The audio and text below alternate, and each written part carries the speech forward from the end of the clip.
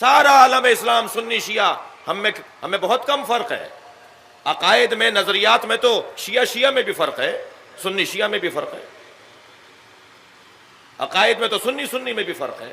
میں جس فرق کی بات کر رہا ہوں وہ اعمال کا فرق، وہ رفتار کا اور کردار کا فرق ہے. اگر میں یہ کہتا ہوں کہ سنی شیعہ کے اندر بہت کم فرق ہے تو مجھ پر ایک اعتراض آتا ہے، مجھ سے ایک سوال ہوتا ہے، کیا یہ فرق کم ہے کہ ہم پہلا امام اور خلیفہ مانتے ہیں اور ہمارے بھائی چوتھا مانتے ہیں، آپ کہہ رہے ہیں کوئی فرق نہیں ہے؟ تو بھائی یہ فرق تو شیعہ میں بھی ہے، یہ فرق تو سنی میں بھی ہے.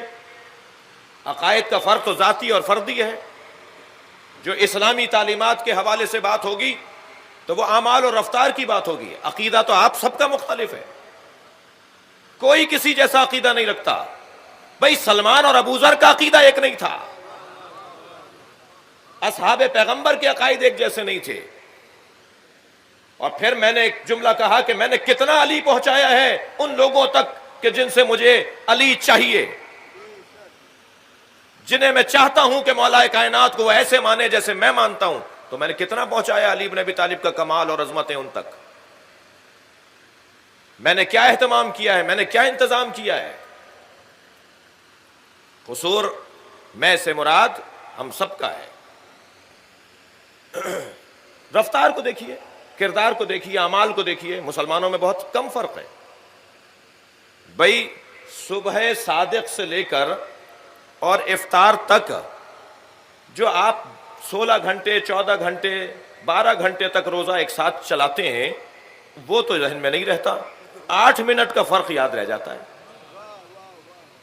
کہ شیعہ 8 منٹ پہلے، معاف کیجیے گا، بعد میں کھولتے ہیں اور سنی 8 منٹ پہلے روزہ کھول لیتے ہیں. وہ بھی قرآن کی آیت سے دلیل مانتے ہیں اور بناتے ہیں کہ غروب تک روزہ رکھنا ہے. ہم بھی غروب کو عنوان افطار قرار دیتے ہیں. فرق اتنا ہے کہ سورج کے غروب ہونے کی ابتدا اور سورج کے مکمل غروب ہو جانے تک 8 منٹ کا دورانیہ لگتا ہے. ہم مکمل غروب ہو جانے پر کھولتے ہیں، وہ آغاز غروب پر روزہ کھول لیتے ہیں. اور فرما رہے ہیں تو وہ جو کئی گھنٹوں تک ساتھ رکھا اس کو اشتراک نہیں سمجھ رہے. 8 گھنٹے کے اختلاف کے اوپر جھگڑے ہیں، لڑائیاں ہیں. نمازوں میں کس کا کہاں فرق ہے؟ کون سا سنی جو ہے صبح کی نماز 6 رکعت پڑھتا ہے، کون سا شیعہ ہے نماز ظہر 8 رکعت پڑھتا ہے؟ رکعتیں بھی ایک جیسی ہیں. قیام، رکوع، 2 سجدے، تشہد، نام تھوڑے بہت مختلف ہیں. حج کے اندر آپ چلے جائیے، اہل سنت جسے طواف زیارت کہتے ہیں آپ اسے طواف نساء کہتے ہیں. عمرہ مکمل کیا، حج مکمل کیا، اس کے بعد مرد عورت پر حرام ہو جائے گا اور عورت مرد کے اوپر حرام. یہ میاں بیوی کے تعلقات ختم ہو جائیں گے. اس کے لیے لازم ہے کہ حج اور عمرے کے بعد طواف اور 2 رکعت نماز طواف، جسے ہم طواف نساء کہتے ہیں، ہمارے بھائی اسے طواف زیارت کہتے ہیں. وہی طواف ان کے یہاں بھی ہے، وہی طواف ہمارے یہاں بھی ہے. آپ جوڑتے چلے جائیے فقہ اسلامی کے اندر. اور شاید یہ جو قرب پایا جاتا ہے، یہ جو فقہی طور پر قربت پائی جاتی ہے، اس کا ایک بڑا سبب یہ ہے کہ حضرت امام اعظم ابو حنیفہ فرماتے ہیں جب ان سے کسی نے پوچھا کہ آپ کی عمر کتنی ہے، اس وقت ان کی عمر کوئی 60 برس کی تھی. جب پوچھنے والے نے پوچھا کہ آپ کی عمر کتنی ہے، توجہ چاہوں گا اس مثال کے اوپر. پوچھنے والے نے پوچھا آپ کی عمر کتنی ہے، کہنے لگے 2 سال کا ہوں. توجہ کی، کہنے لگے 2 سال کا ہوں. انہوں نے کہا جی آپ کی عمر تو بتا رہی ہے کہ آپ کوئی 60 سال کے ہیں. کہنے لگے نہیں، میری زندگی سے اگر جعفر صادق کی خدمت میں رہنے والے 2 سال نکال دو تو میری زندگی ہی نہیں ہے. میری زندگی تو ہے ہی وہ کہ جو میں نے جعفر ابن محمد کی زندگی میں گزارے ہیں. بہت ساری چیزوں میں اشتراک ہے. بحث یہ تھی، بات یہ ہے کہ عبادت پروردگار وہ بھی کر رہے ہیں، عبادت پروردگار ہم بھی کر رہے ہیں. مگر عزیزان گرامی، سارے مسلمان، مجھے معاف کیجیے گا میں تفریق نہیں کر رہا، میں تقسیم نہیں کر رہا کہ ان کی غلط ہے اور ہماری صحیح ہے اور ہماری غلط ہے اور ان کی صحیح ہے. یہ کس نے بتایا ہے ہمیں؟ بحث یہ تھی. یہ 2 رکعت نماز فجر کی کس نے بتائی ہے؟ یہ حج ایسے ہوگا کس نے بتایا ہے؟ یہ روزہ ایسے کھولو گے ایسے رکھو گے کس نے بتایا ہے؟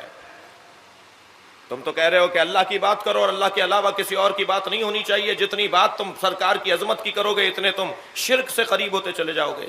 کہاں لے جا رہے ہو مسلمانوں کو؟ کیا نامعقول بات کر رہے ہو؟ غور کر رہے ہیں؟ ہمیں نبی نے بتایا ہے کہ صبح کی 2 رکعت نماز ہے، ظہر کی اتنی ہے، عصر کی اتنی، مغرب کی اتنی، عشاء کی اتنی۔ ہمیں عبادتوں کا سلیقہ سرکار دو جہاں نے عطا کیا ہے، اور جس نے ہمیں عبادتوں کا سلیقہ عطا کیا ہو،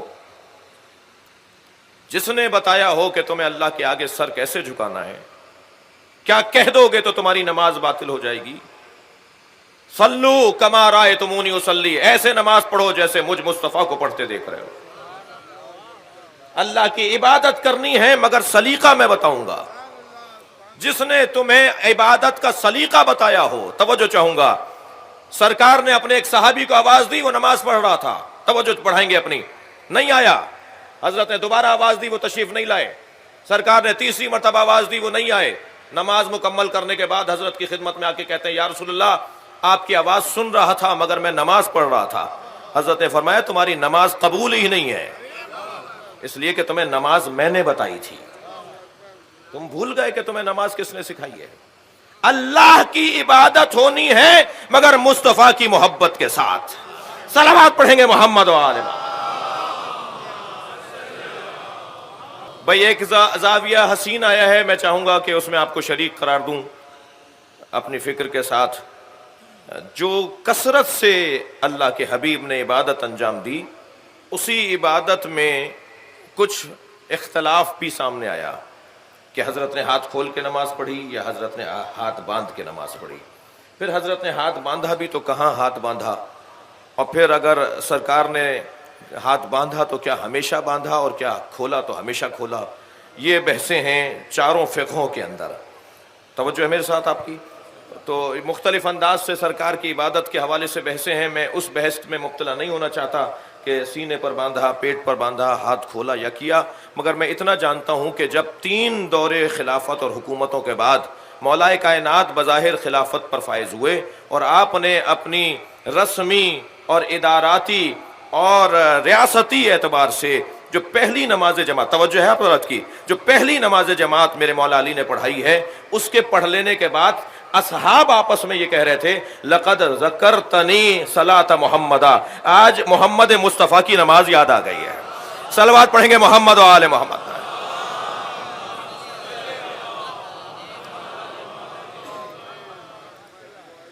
سرکار نے ہمیں عبادتوں کا سلیقہ عطا کیا ہے۔ غور فرمائیں، یہ کلمہ جو آپ روزانہ پڑھتے ہیں، اللہ کو تو سب مانتے ہیں مگر مسلمان کون ہے؟ مسلمان وہ ہے جو لا الہ الا اللہ کی ترکیب نبی کے بتائے ہوئے انداز سے پڑھتا ہو، یعنی نبی نے کہا ہے کہو لا الہ الا اللہ، وہ مسلمان ہے نا۔ اور لا الہ الا اللہ مکمل جملہ ہے، البتہ اس کے 2 حصے ہیں، لا الہ اور پھر استثناء کے ساتھ الا اللہ۔ مگر اس لا الہ الا اللہ کے بعد ایک اور جملہ بھی آپ اور ہم کہتے ہیں، اور وہ جملہ ہے محمد الرسول اللہ، ایسا ہی ہے بھائی۔ جب 2 جملے بولے جاتے ہیں، اپنی دقت بڑھائیے گا، میں شاید کوئی کسی بچے کے لیے نئی بات ہو، جب 2 جملے مکمل بولے جاتے ہیں نا تو اس کے درمیان ایک واو کا فاصلہ ہوتا ہے۔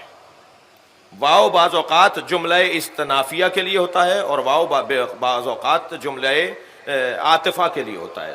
جملہ عاطفہ کے لیے بعض اوقات واو کا لفظ ہوتا ہے، بیٹا رہنے دو، اور بعض اوقات واو جو ہے وہ استنافیہ کے لیے استعمال ہوتا ہے۔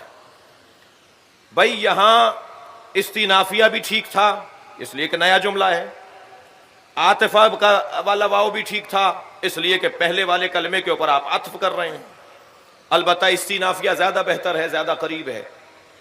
دینی طالب علم بیٹھے ہوئے ہیں، عربی گرامر سے آگاہ اور آشنا لوگ بیٹھے ہوئے ہیں، مجھے جو ہے وہ ایک پیغام دینا چاہتا ہوں۔ یہاں پر اللہ کی توحید کا اقرار کرنے کے بعد نبی کی رسالت کا جب ہم اقرار کر رہے ہیں نا تو واو کا فاصلہ بھی نہیں ہے۔ بھائی لاکھوں مرتبہ پڑھا ہے آپ نے کلمہ، ذرا میری دقت کو ذرا دیکھ لیجئے۔ لا الہ الا اللہ کے فوراً بعد آپ کہتے